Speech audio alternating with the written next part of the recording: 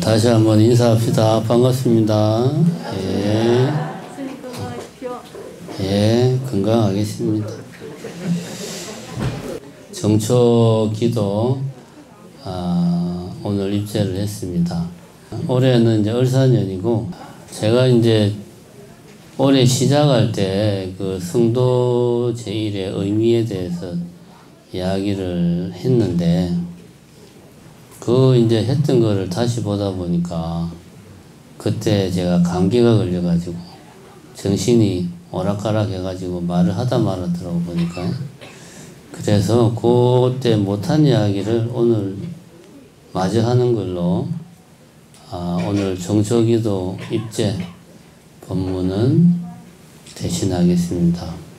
그때 제가 정초제일 때 이제 뽀로로 이야기를 하면서 영웅을 대하는 사람들의 반응이 두 가지로 나타난다. 하나는 이제 크로운같이 나도 영웅이 될 거야 라고 이렇게 다짐하고 영웅이 되기 위해서 열심히 노력하는 사람. 다른 하나는 영웅에게 도와주세요 외쳐가지고 우리 좀 도와달라고 간청하는 부류.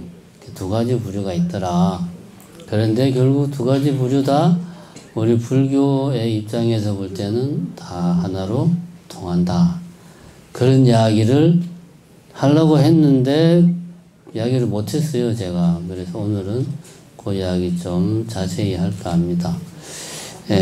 먼저 이제 첫 번째 우리가 이제 영웅, 슈퍼맨 같은 영웅, 슈퍼맨이 영웅이죠. 아이언맨 이런 영웅들을 보면 아이들이 제일 좋아합니다. 그래서 아이들은 영웅을 보고 나도 슈퍼맨이 될 거야. 해서 영화 끝나고 나면 슈퍼맨 놀이하고 이제 막 그럽니다.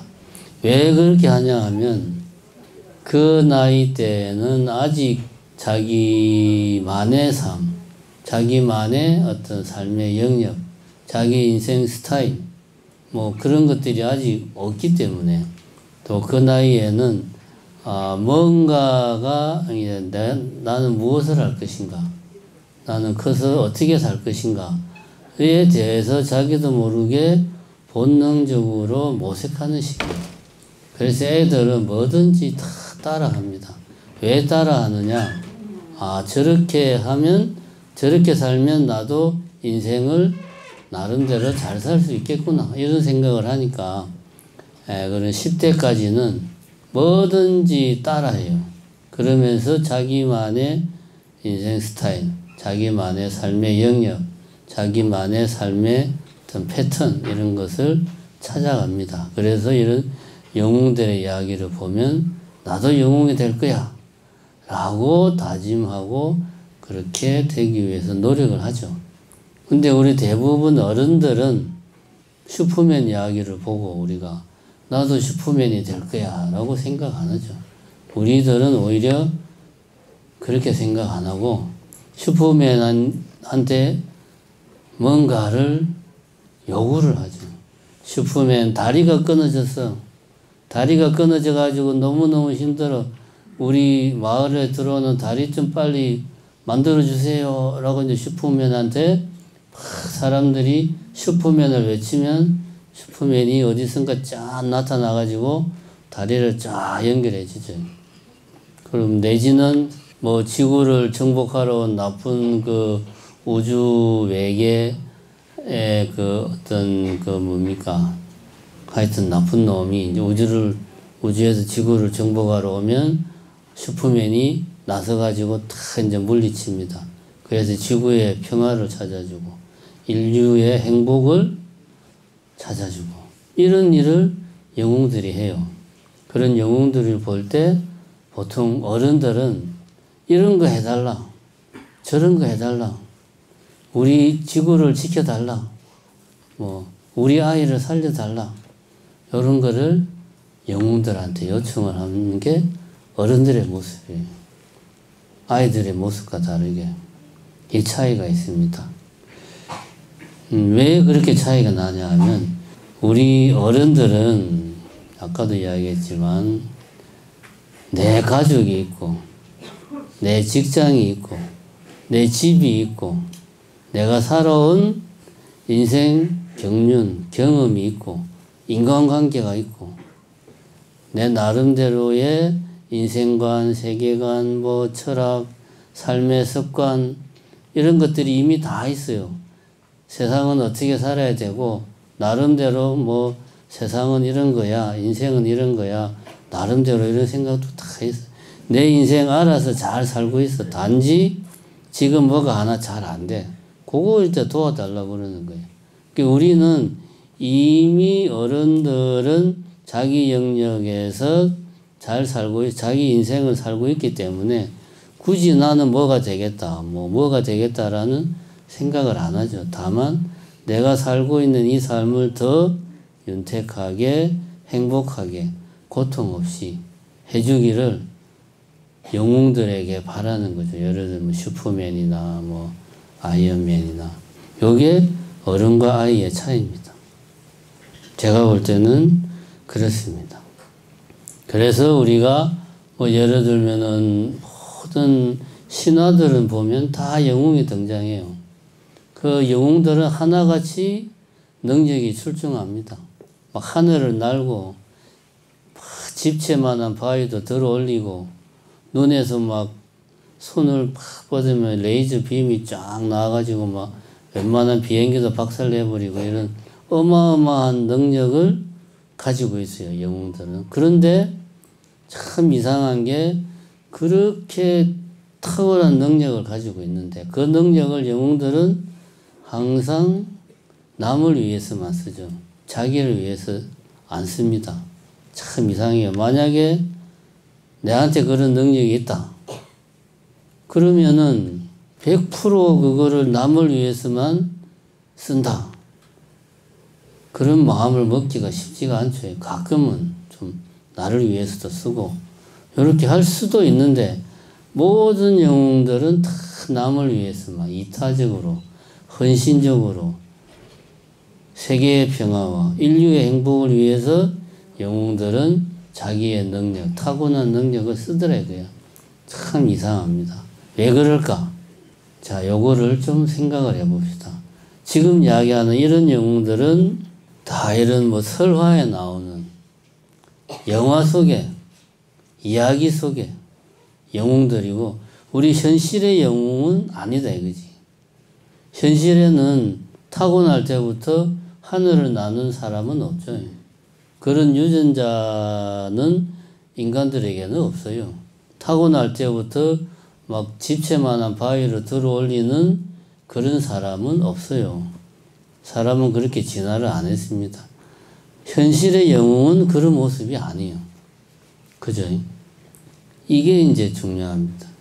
우리 현실 속에서 영웅을 찾아보자면 누가 있나? 우리가 제일 쉽게 생각할 수 있는 사람이 부처님이에요. 부처님이 우리가 현실에서 생각할 수 있는 현실의 영웅이다. 왜냐하면 부처님을 모시는 정각 이름이 뭐죠? 석가모니 부처님을 모시는 대웅전이잖아요. 대웅전. 대웅이 무슨 뜻입니까? 클 대자에다가 영웅할 때 웅자잖아요. 그러니까 대웅이다 이거지. 영웅 중에서 영웅이고 영웅 중에서도 영웅들의 영웅. 그러니까 제일 잘 나가는 영웅이 누구다? 부처님이다 그 말이지. 그래서 부처님을 대웅이라고 그래. 큰 곰이라서 대웅이 아니고 곰하고 부처님하고는 아무 상관없죠. 영웅 중에서도 가장 뛰어난 영웅이 부처님이다. 우리가 현실에서 볼 수 있는 영웅은 예를 들면 부처님 같은 분이죠. 고타마 시타르타라고 하는 수행자가 가전 수행 고행과 오랜 수행 끝에 깨달음을 얻어가지고 부처가 됐다고요. 그래서 우리 같은 보통 사람들이 볼 때는 영웅에 필적하는 분이다. 그래서 우리는 부처님을 대웅, 영웅 중의 영웅이다. 그렇게 이야기를 합니다. 현실의 영웅은 그런 모습이에요. 부처님, 석가모니 부처님도 고타마 시타르타도 우리하고 똑같은 능력을 가지고 있죠. 고타마 시타르타라고 해서 막 하늘을 날고 막 집채만한 바위를 들어 올리고 그렇게 못합니다. 그런 영웅이 아니죠. 다만 수행을 해가지고 정신적인 능력을 인간이 가질 수 있는 정신적인 능력을 극대화시킨 거죠. 그거는 수행을 통해서 가능하다 이거지. 모든 인간이. 그렇게 해서 정신 능력을 극대화해서 대중들이 보기에 영웅의 지위에 올랐다. 그래서 칠성제일 때 그런 이야기를 했습니다. 암벽등반 이야기를 했었죠. 현실에서는 영웅이 되려면은 어떤 사람이 뼈를 깎는 노력을 해서 원하고자 하는 뭔가를 이루어낸다 이거야. 예를 들면 암벽등반을 한다. 아무도 올라가지 않은 큰 암벽, 예를 들면 북한산에 있는 뭐 인수봉 같은 암벽을 누군가 제일 처음 올라간 사람이 있을 거다 이거지. 그죠? 그 사람은 길도 없는 곳을 한 달이고 두 달이고 고생해서 올라가가지고 앵커를 다 자기가 간 길대로 코스에 앵커를 박았어. 다른 사람들이 올라올 때 올바른 길로 안전하게 올라올 수 있도록 그렇게 했습니다. 이게 이제 승부자의 모습이죠. 그 두 가지 그때 이야기했습니다. 이 앵커 박아놓은 대로만 가면 정상으로 갈 수 있다. 올바른 길을 제시했고, 그 다음에 이 앵커에 로프를 걸어서 가면 안전하게 갈 수 있다. 삿된 길로 빠지지 않고, 엉뚱한 길, 무협지에서 말하는 주화인마에 들어가지고, 하여튼 그런 쪽으로 빠지지 않고 안전하게 갈 수 있다. 이 두 가지를 선구자가 제시를 해주는 거죠. 근데 문제가 뭐냐? 서울시에 1000만이 산단 말이에요. 그죠? 1000만이 사는데 1000만 인구 중에서 인수봉을 암벽 등반해서 올라가는 사람이 몇 명이나 있을까요? 아마 제가 볼 때는 거의 없을 겁니다. 암벽 등반 동호회 서울에 해봐야 뭐 많아봐야 1000명도 엄청 많은 숫자인데 몇백 명밖에 안 된다 이거지. 1000만 전체를 놓고 보면 아주 극소수입니다. 물론 서울 사람들 중에는 서울에 인수봉이 있다는 것도 모르는 사람도 있을 거예요. 예를 들면 김포공항 가는데 화곡동이나 저런 데 있는 유치원 다니는 어린아이 이런 애들은 모를 가능성이 높죠. 대부분은 인수봉이 있다는 거는 알겠죠. 근데 단지 북한산에 인수봉이 있어 라는 걸 아는 거죠. 그냥 정보, 그런 정보를 내가 아는 거죠. 지식으로. 이런 사람들이 대부분, 그 중에는 정보를 알고 관심을 가지는 사람도 있겠죠. 인수봉을 암벽 등반을 하면 참 재밌을 것 같아. 관심을 가지는 사람도 있을 수 있습니다. 그 관심을 가지는 사람들 중에는 실제로 시도를 하는 사람도 있을 수 있죠. 주말에 인수봉에 가서. 시도를 한 사람들 중에 어떤 사람은 한두 번 해보고 이 너무 힘들어. 내가 이 짓을 왜 하냐. 때려치우는 사람도 있을 수 있고, 어떤 사람은 좀 해보고 정상이 아니고 다른 데 가지고 엉뚱한 데 가서 여기가 정상이야. 그리고 자기가 인수봉 올라왔다 라고 이야기하는 사람도 있을 수 있고, 실제로 정상에 올라가는 사람도 있을 수 있습니다. 문제가 뭐냐 하면 어떤 사람이 인수봉을 자기가 최초로 암벽 등반을 하고 앵커를 다 박아놔도 뒤에 오는 사람들이 안 올라가면 아무 소용없어요.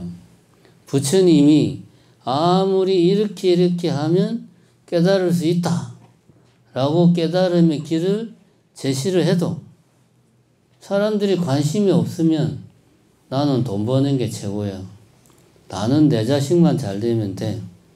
관심이 없으면 아무 소용없죠. 아무 소용없습니다. 아무리 부처님이 뭐 사성제를 이야기하고 12연계를 이야기해도 관심이 없으면 아무 소용없죠. 그죠? 같은 맥락입니다. 그래서 아까 영웅을 대하는 우리 보통 사람들은 두 가지 부류가 있다. 첫 번째는 나도 영웅이 될 거야. 요거를 불교적으로 말하면 부처님을 보고 야, 나도 부처님처럼 저렇게 열심히 수행해서 깨달음을 얻을 거야 라고 생각하는 경우죠. 근데 이런 경우는 별로 없다 이거지. 이 우리나라 인구 5천만 중에 돈도 안 벌고 애도 안 놓고 사회생활도 안 하고 수행만 하는 사람이 몇 명이나 있습니까? 그죠? 5천만을 따지고 보면 아주 극소수입니다. 이런 사람들이 뭡니까? 나도 깨달아서 부처가 될 거야 라고 노력하는 사람들이죠. 그럼 스님들은 다 그렇게 하느냐? 아니죠.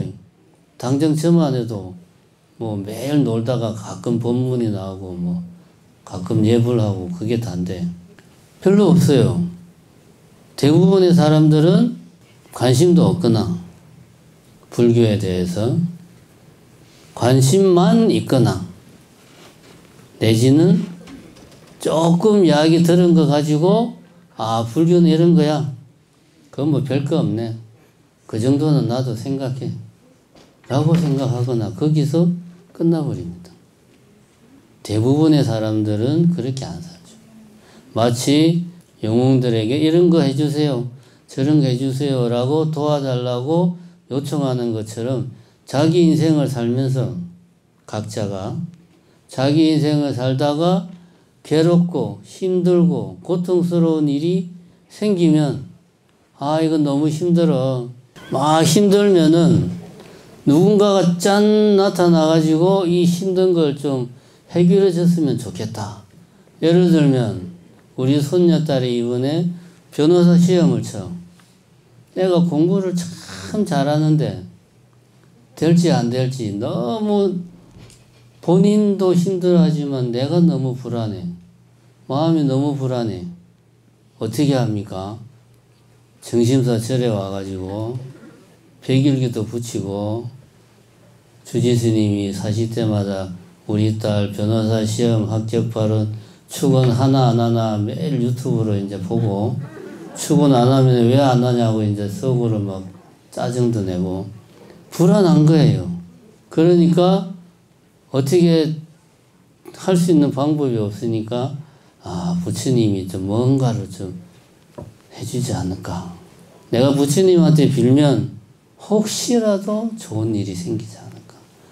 이런 마음이 생기는 게 사람 마음입니다. 그죠? 그런데 중요한 게 뭐냐. 부처님이 아무리 능력이 출중하다고 해도 대리시험을 쳐줄 수는 없어요. 그렇잖아요. 그러면 부처님이 너무 바빠서 인생을 못 살아. 그리고 아무리 부처님이라도 지금 우리나라 와서 변호사 시험 치면 붙을까요? 떨어질까요? 택도 없습니다. 한국말도 못하는데 뭔 재주로 붙겠어요. 백날 부처님한테 빌어봐야 대리시험도 못 치는데 그건 말짱 꽝이야. 그죠?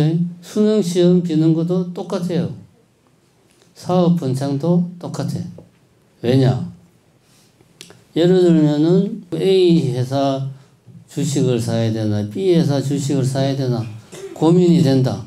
어느 걸 사는 게 좋을까요? 고민이 될 때 우리는 전문가 이야기도 듣고 내지는 저 남자랑 결혼하는 게 좋을까? 요 남자랑 결혼하는 게 좋을까? 헷갈릴 때는 어떻게 합니까? 가잖아요. 점쟁이한테 가서 물어보잖아요. 누구하고 내 궁합이 맞아요? 그럼 점쟁이가 아 얘하고 결혼을 해? 결혼 날짜까지 잡아주죠. 올해는 하면 안 돼. 둘이는 올 때 다 살이 껴 있으니까 내년에 해. 뭐 이렇게 이야기를 합니다. 이건 뭐냐 하면은 이 세상이 돌아가는 데는 규칙이 있어요. 뭐 여러 가지 규칙이 있겠지만 우리 사람 사는 거 말고 아주 기본적인 규칙이 있습니다. 뭐냐? 시간은 한 방향으로만 움직인다.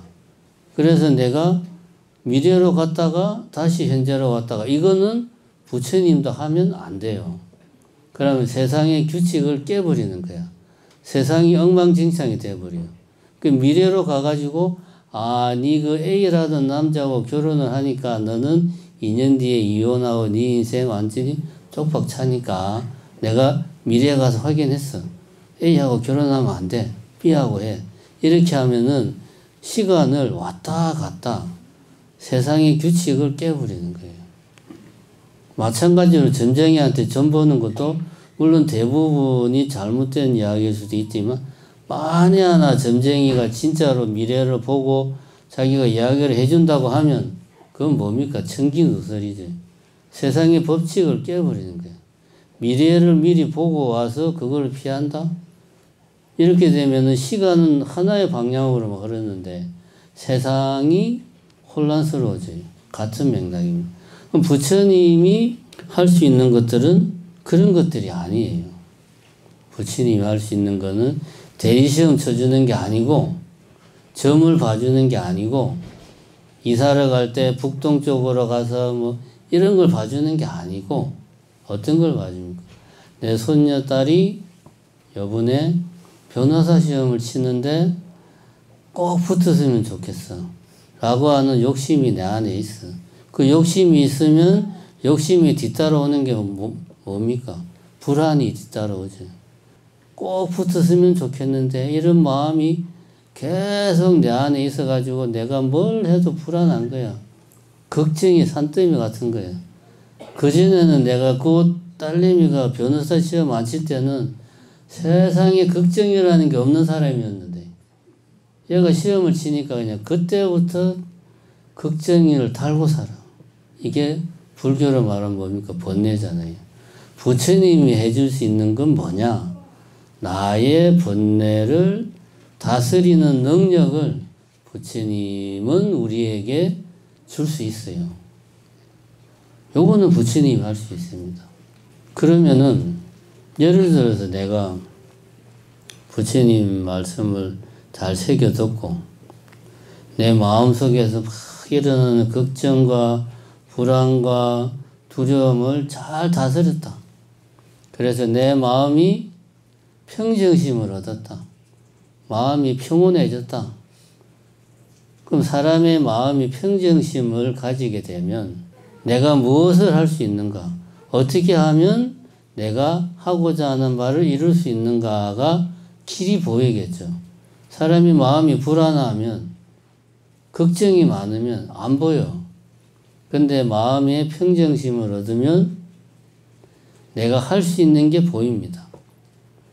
여러분들도 여기 다 세상 살 만큼 사신 분들이니까 인생은 해야 되는 걸 하는 게 인생이 아니에요.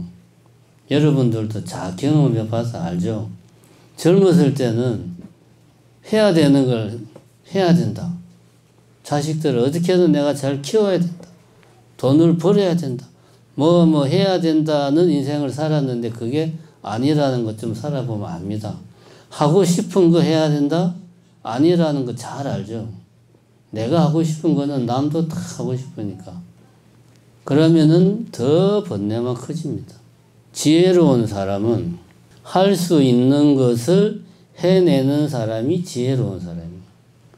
욕망에 눈이 멀어가지고 할 수 있는 것을 해내는데 자기 능력을 쏟아붓지 않고 하고 싶은 걸 하겠다고 달려들었다가 되지도 않고 힘도 들고 자기만 고생하는 게 아니고 주변 사람까지 고생시키고 그거를 하고 싶은 건데 남들한테 말할 때는 이건 내가 꼭 해야 되는 일이야.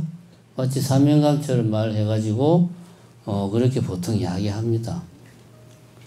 인생에서 지혜로운 사람은 할 수 있는 일을 해내는 사람이 지혜로운 사람이에요. 젊어서 이런 지혜를 터득한 사람은 인생이 행복하겠지만 대개가 나이를 먹어서 이제 이런 생각이 들죠. 물론 나이 먹어서도 철 안 드는 사람들이 많아요. 그런 사람들 빼고. 어쨌든 막 그런 내가 할 수 있는 일을 해내려면 내 마음이 평정심을 얻어야 돼. 내 마음의 평정심을 얻으려면 내 마음이 청정해야 돼. 마음이 청정하다는 게 청정심. 마음이 깨끗해야 된다 이겁니다. 이 마음을 더럽히고 마음을 어지럽히고 하는 것, 마음을 물들이는 게 바로 번뇌란 말이에요. 부처님이 할 수 있는 것은 우리들 마음에서 번뇌를 다스리는 것. 어떻게 하면 번뇌를 완전히 뿌리 뽑을 수 있는가? 이거를 부처님이 우리에게 가르쳐 줘요. 우리가 게을러서 그걸 제대로 못 배워서 그렇지. 어떻게 하면 되는지를 부처님이 가르쳐 주고 있습니다. 그럼 그것만 제대로 배우면 우리는 번뇌를 뿌리 뽑을 수 있고, 그러니까 내 마음이 청정해지고, 내 마음이 청정하면 내 마음이 항상 차분하고 평온하고, 마음의 평정심을 유지하면 내가 할 수 있는 일을 해낼 수 있는 거예요. 그러면은 나는 항상 소원을 이루면서 사는 거예요. 절에 와서 백일기도 할 필요 없습니다. 할 필요 없어요. 그래도 정신도 주지도 먹고 살아야 되니까 백일기도 하세요. 이렇듯이 우리 보통 사람들은 영웅들에게 뭔가를 요청을 해. 왜? 내가 그거를 하고 싶은데 못하니까, 괴로우니까 요청을 해요. 근데 영화에서는 영웅들이 그런 걸 해줘요. 그거는 영화예요. 현실이 아니에요. 현실에서는 부처님이 방법을 가르쳐줘요. 너의 번뇌를 뿌리를 뽑아라. 그런데 번뇌를 뿌리 뽑으려면 어떻게 해야 됩니까? 아까 말했듯이 뭐 예를 들면 인수봉을 암벽 등반하듯이 그렇게 해야 되는 거예요. 1000만 서울 시민 중에 몇 명이냐 그렇게 하냐고. 대부분의 사람들은 인수봉 등반, 암벽 등반하는데 관심이 없어. 부처님은 요렇게 하면 번뇌를 뿌리 뽑는다. 근데 이게 너무 힘들어요. 보통 사람들은 그거는 참 좋은 이야기인데 그거는 열심히 수행하는 스님들이 하시고 저는 우리 가족만 행복하면 돼요. 라고 보통 사람들은 생각해요. 그런데 여기서 우리가 생각해 볼 게 뭐냐. 내가 뭐 절에 와서 부처님께 빌고 시험 합격하게 해달라, 가족들 건강하게 해달라, 사업 번창하게 해달라고 비는 이유가 다른 게 아닙니다. 내 마음이 힘드니까 그런 걸 비는 거예요. 내 마음이 평온하면 그런 거 안 빌죠. 내가 하면 되지. 힘드니까, 즉 고통스러우니까 비는 거예요. 그럼 이 고통스러운 마음을 다스리는 방법이 근본적으로는 뿌리를 뽑아야 되는데 뿌리를 뽑지는 못하더라도 우리가 그런 번뇌를 잠재울 수는 있어요. 얘가 내를 막 좌지우지 못하게, 내가 번뇌에 끌려다니지 못하게 잠재울 수는 있다. 어떻게 하면 가능하느냐? 어려운 게 아닙니다. 여러분들이 부처님이 이야기하는 계율만 지키면 번뇌를 잠재울 수 있다. 계율이 뭡니까? 우리가 잘 알듯이 시박참회를 이야기한단 말입니다. 살생하지 말고, 도둑질하지 말고, 삿대능행하지 말고, 거짓말하지 말고, 다음에 말을 화려한, 정신없이 막 화려한 말 하지 말고, 여기서는 이 말하고 저기서는 저 말하는, 한 입으로 두 말 하지 말고, 험한 말 하지 말고, 이 나이 드시면은 자기도 모르게 말을 험하게 하죠. 젊었을 때는 안 그런데. 그래서 막 말이 거칠게 나오고, 심할 때는 욕도 하고, 이렇게 험한 말 하지 말고, 그 다음에 이제 욕심내지 마. 탐해중재 금일참회, 진해증제, 화내지 말고, 마지막으로 치함증제, 금일참회, 어리석은 마음으로 내가 지금까지 인생을 살았구나 하는 것을 참여하는 이 10가지 시박참회를 항상 염두에 두고 내가 지키려고 살면 이게 계를 지키는 거예요. 계를 지키면은 내 마음의 번뇌를 내가 잠재울 수 있어. 번뇌를 잠재우면 뿌리 뽑지는 못하지만 내 마음이 청정한 것까지는 못 가지만 평온하게는 할 수 있는 거예요. 청정하진 않지만. 그럼 이 상태에서는 우리가 내가 아까도 말했지만 지혜로운 행동을 할 수가 있어요. 할 수 있는 일을 해내는 그런 힘이 나에게 생기는 거예요. 계를 지키는 삶이 나에게 쌓이면 그것이 내 안에서 선정의 힘이 생긴다. 지계, 계는 선정의 바탕이 된다. 선정이 뭡니까? 수행하는 거란 말이에요. 마음 수행하는 거. 선정의 힘이 길러지면 거기에서 지혜가 밝아진다. 계는 선정의 바탕이 되고 선정은 지혜를 열어준다. 이게 계, 정, 해, 사막. 불교의 수행은 다 계, 정, 해 세 가지로 기결이 됩니다. 그러니까 내가 비록 내 모든 인생을 올인해가지고 수행에 올인하지 못하더라도 여기 있는 사람들은 다 그렇게 살고 있잖아요. 지금 여기 어느 누가 24시간 참수만 하고 사는 사람이 누가 있습니까? 당장 저부터도 그렇게 못하는데 우리가 시박참회, 개만 열심히 지키려고 노력을 해도 우리 안에 선정의 힘이 커진다 이거예요. 그러면 지혜가 밝아지는 거고 그럼 그 힘으로 내가 지혜로운 행동을 할 수 있는 거예요. 그런 것들이 반복되고 쌓이면은 그게 바로 부처되는 길입니다. 부처되는 길이 따로 있는 게 아니에요. 그래가지고 오로지 나는 부처가 될 거야 라고 각오하고 내 모든 인생을 부처되는데 걸고 사는 사람의 삶으로 내 자신이 어느 순간 그렇게 나아가는 겁니다. 내가 그렇게 안 살려고 해도 내가 계를 지키고 살다 보면 그렇게 된다.